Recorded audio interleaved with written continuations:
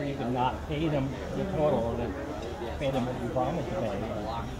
Well, that's what I told our finance secretary. I said, send them. My thoughts on this group of educators, it's just been a very, very powerful experience to be around thoughtful, committed, passionate educators. To see their desire to reach and teach kids is just extraordinary. Their sense of trust and commitment to one another, their passion for the students and for education, just been extraordinary. It's really an amazing group. The Symposium week's going great. I'm really enjoying being here with all these other teachers. Really, I think I'm learning a lot. Just being around like-minded people, being in this facility, it's been fantastic, and I really wish the week wasn't almost halfway through. The workshops have been valuable to me because I've been able to meet so many different colleagues that have been able to share a lot of their expertise that I know that I'll be able to bring back to my school and share with my colleagues. It's been very enlightening. The symposium this week has been really enlightening. I feel valued and appreciated, even treated, and I feel like I've had an opportunity to get to know colleagues who are excellent at what they do and share ideas, and also hear from some of the greatest minds in the country about ethics and how to instill those values into our classrooms.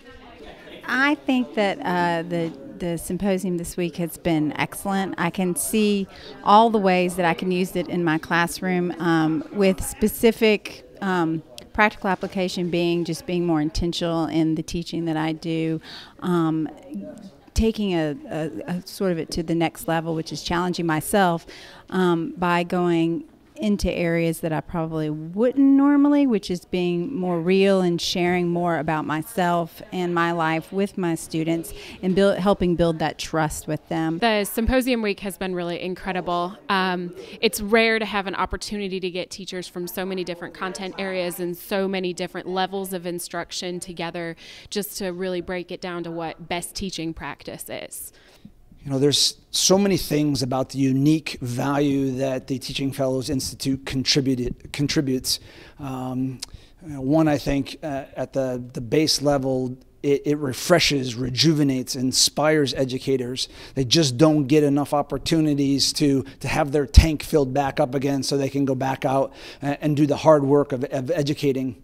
I think it gives them knowledge and tools that they can use. And when you go back and you feel like you have some new insights and some new strategies, it really makes a huge difference in your teaching. And I think, you know, especially the camaraderie. It's something that you miss so much. It often feels like you're working in isolation, working on an island, and to come back and to get that sense of camaraderie, that you're in it with other people, I think is a great value. I had no idea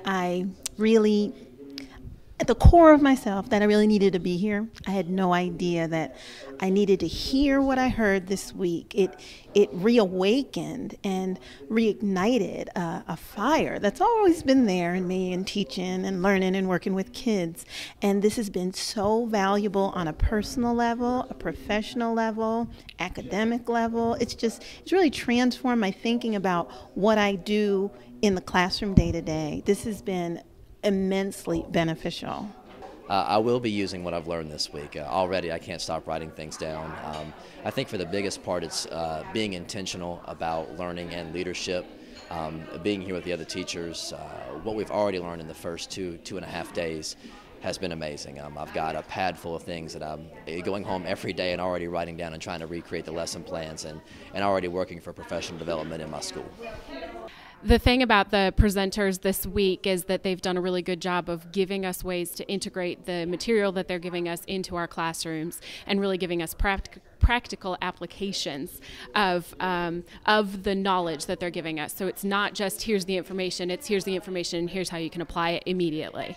Our colleagues will benefit in a way that we want to build more character into our school. I think our school already has great character, but some of the ideas and strategies and tools that we've been learning will be greatly appreciated, and I'll be sure to share those with my colleagues so we can work on a program to build our character development at our school.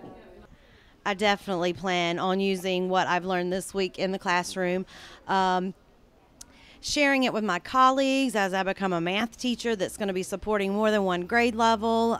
Just has confirmed some of the practice that I have done in the classroom and how to even make them better. So I'm really excited to take that back to my colleagues in tweaked ways to make them better and really building a community at our school so that it leads to academic success for all.